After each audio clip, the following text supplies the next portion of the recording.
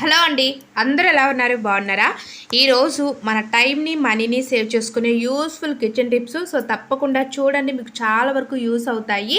Video నచ్చితే like చేయండి. అలాగే మన ప్రీవియస్ వీడియోస్ ఒక్కసారి చెక్ చేయండి, అందులో కంటెంట్ ఉంది. వీడియోస్ అన్నీ మీకు యూస్ఫుల్గా ఉన్నాయి అంటేనే ఛానల్ని సబ్స్క్రైబ్ చేసుకోండి. ముఖ్యంగా ఇక్కడ చూసారు కదా, బయట పడేసే వాటిని ఎలా మళ్ళీ రీయూజ్ చేసుకోవాలి అనేది వీడియోలో చూద్దాము. ఎక్కడ నేను చూపిస్తున్నవి అయితే టాబ్లెట్స్, టానిక్స్ అండి. ఇవైతే ఎక్స్పైర్ డేట్ అయిపోయిన టాబ్లెట్స్, అలాగే ఎక్స్పైర్ డేట్ అయిన టానిక్స్ అయితే ఇక్కడ నేను కొన్ని తీసుకున్నాను. ఇంట్లో చిన్నపిల్లలు ఉన్నారు అంటే మాత్రం మనం టానిక్స్, టాబ్లెట్స్ లాంటివి తెచ్చుకుంటూ ఉంటాం కదా. ఒక్కసారి ఎక్స్పైర్ డేట్ అయిపోయి అంటే ఇంకా డస్ట్బిన్లో పడేస్తూ ఉంటాము. బట్ వీటిని కూడా చాలా బాగా యూజ్ చేసుకోవచ్చండి. వీటి వల్ల కూడా మనం మనీని చాలా వరకు సేవ్ చేసుకోవచ్చు. మనకి చాలా మంచి బెనిఫిట్స్ కూడా ఉంటాయి. ఇక్కడ చూసారు కదా, ఫస్ట్ ఏదైనా ఒక బౌల్లో కానీ ఇలా మగ్గులో కానీ వాటర్ అయితే తీసుకోండి. వాటర్ని బాయిల్ చేసిన తర్వాత ఇవి వేడిగా ఉండేటప్పుడు ఇలాంటి మగ్గులో తీసుకోండి, లేదా వేరేనా బౌల్లో తీసుకున్నా సరే సరిపోతుంది. వాటర్ మరీ వేడిగా కాకుండా కొంచెం చల్లగా అయిన తర్వాత తీసుకోవాలి. ఇక్కడ నేను 2 ట్యాబ్లెట్స్ని అయితే తీసుకుంటున్నాను. ఈ 2 ట్యాబ్లెట్స్ వచ్చి పారాసెటమాల్ ట్యాబ్లెట్స్ అండి. ఈ రెండింటిని కూడా ఇలా మెత్తగా ఒక పౌడర్ లాగా చేసుకోవాలి. మనము దీన్ని ఏంటి అంటే ఏదైనా మీరు యూజ్ చేయని బాక్స్ కానీ లేదా ఏదైనా ప్లేట్ కానీ ఉంటుంది కదా, సో లేదు అంటే న్యూస్ పేపర్ అయినా తీసుకొని న్యూస్ పేపర్లోన ఈ యొక్క 2 ట్యాబ్లెట్స్ని వేసేసి ఈ విధంగా పౌడర్ లాగా చేసుకోవాలి. చూసారు కదా, ఈ పౌడర్ని అయితే ఈ వేడి నీళ్ళలో వేసుకోవాలండి. నెక్స్ట్ సెకండ్ వన్ వచ్చి నేను ఇక్కడ O2M సిరప్ అయితే తీసుకున్నాను. పిల్లలకి మోషన్స్ గట్ట అయ్యేటప్పుడు యూజ్ చేస్తూ ఉంటారు. ఇది కూడా ఎక్స్పైరీ డేట్ అయిపోయింది. ఎక్స్పైరీ డేట్ అవ్వకపోయినా సరే మనకి డేట్ ఉన్నా పిల్లలకి 1-2 సార్లు వాడామనుకోండి, మళ్ళీ అది ఇంకా యూజ్ చేయకుండా పక్కన పెట్టేసి 1 మంత్ 2 మంత్స్ తర్వాత యూజ్ చేసినా సరే మనకి రిజల్ట్ అనేది ఉండదు.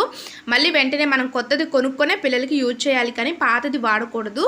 సో ఇక్కడైతే నేను ఈ టానిక్స్ మొత్తం కూడా తీసేసుకున్నాను. సో కొంచెం ఒక 2-3 కప్స్ ఉంటుంది, ఆ కప్స్ తీసేసుకొని నెక్స్ట్ ఇక్కడ ఏంటి అంటే సర్ప్ కానీ లేదా మనకి ఏరియల్ లిక్విడ్స్, వాసో లిక్విడ్స్, మనం వాషింగ్ మిషన్లో వేసుకునే లిక్విడ్స్ ఉంటాయి కదా, సో ఆ లిక్విడ్స్ లేదు అంటే మీరు సర్ప్ డిటర్జెంట్ పౌడర్ అయినా సరే యాడ్ చేసుకోవచ్చు ఆ వాటర్లోన.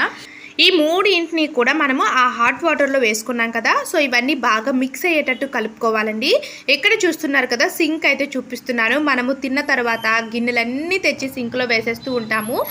గిన్నెలన్నీ క్లీన్ చేసిన తర్వాత సింక్ని కూడా నీట్గానే క్లీన్ చేసుకుంటామండి. మనకి నైట్ టైం ఏంటి అంటే ఇక్కడ నేను నైట్ టైం చూపిస్తున్నాను, చూస్తున్నారా?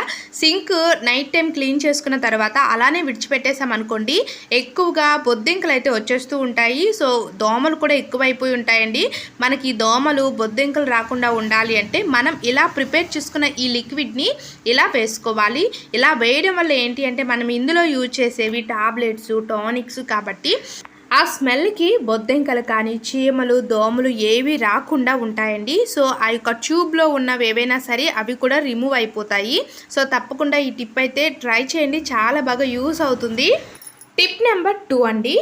ఇక్కడ ఒక బౌల్లో వాటర్ తీసుకున్నాను. అలాగే ఎక్స్పైర్ డేట్ అయిపోయిన ట్యాబ్లెట్స్ని ఇక్కడ నేను ఐరన్ ట్యాబ్లెట్స్ అయితే 2 తీసుకుంటున్నాను. మీరు ఈ ఐరన్ ట్యాబ్లెట్స్ ప్లేస్లో ఏ ట్యాబ్లెట్స్ అయినా సరే తీసుకోవచ్చు. ఇక్కడ అలాగే ఒక పారాసెటమాల్ ట్యాబ్లెట్ కూడా తీసుకున్నాను. ఈ 3 కూడా బాగా మెత్తగా ఒక పౌడర్ లాగా చేసుకోవాలి. ఇక్కడ మీ ఇంట్లో ఏవైతే ఎక్స్పైర్ అయిపోయిన ట్యాబ్లెట్స్ ఉంటాయి కదా, సో వాటిని బయటపడకుండా ఇలా రీయూజ్ చేసుకోవచ్చు అని మాత్రమే వీడియో అయితే చేస్తున్నాను. సో చాలామంది అడుగుతున్నారు కదా, ఎక్స్పైర్ అయిపోయిన ట్యాబ్లెట్స్ ఇంట్లో ఉన్నాయి, ఇవి ఎలా యూజ్ అవుతాయండి, వీడియో చేయండి అని అడిగారు కదండి. సో అందుకోసమని చూసారా, ఇలా పౌడర్లా చేసుకున్న తర్వాత మనం వాటర్ తీసుకున్నాం కదా, ఆ వాటర్లోని ఆ పౌడర్ని వేసుకోవాలి. ప్రతి ఇంట్లో కూడా మొక్కలు అనేవి ఉంటాయి. సో గార్డెన్లో కానీ మన యొక్క బాల్కనీలో కానీ లేదా మేడపైన మనము మొక్కలు పెంచుతూ ఉంటాము. రోజు, సో చామంతి కానీ ఇలాంటివి పెంచేటప్పుడు ఏంటి అంటే ఒక్కొక్కసారి చాలా త్వరగా వాడిపోతూ ఉంటాయి, వాటికి బలం అనేది ఉండదండి. సో అలాంటప్పుడు మనం ఇలా ఈ వాటర్ అయితే మిక్స్ చేసుకొని పక్కన పెట్టుకున్నాం కదా, ఇవి ఐరన్ వేసిన వాటర్ కాబట్టి కొంచెం కలర్ అనేది ఇలా షేడ్ అయ్యింది. చూసారా, ఇప్పుడు ఈ వాటర్ని మనం ఇలా మొక్కలకు కనుక వేసుకుంటే మొక్కలు బలంగా తయారవుతాయి. సో గ్రోత్ కూడా బాగుంటుంది. ఒకసారి ట్రై చేయండి. ఐ హోప్ ఈ టిప్ మీకు యూస్ఫుల్గా ఉంది అని అనుకుంటున్నాను. ఓకేనా. నెక్స్ట్ మరొక యూస్ఫుల్ టిప్ అండి.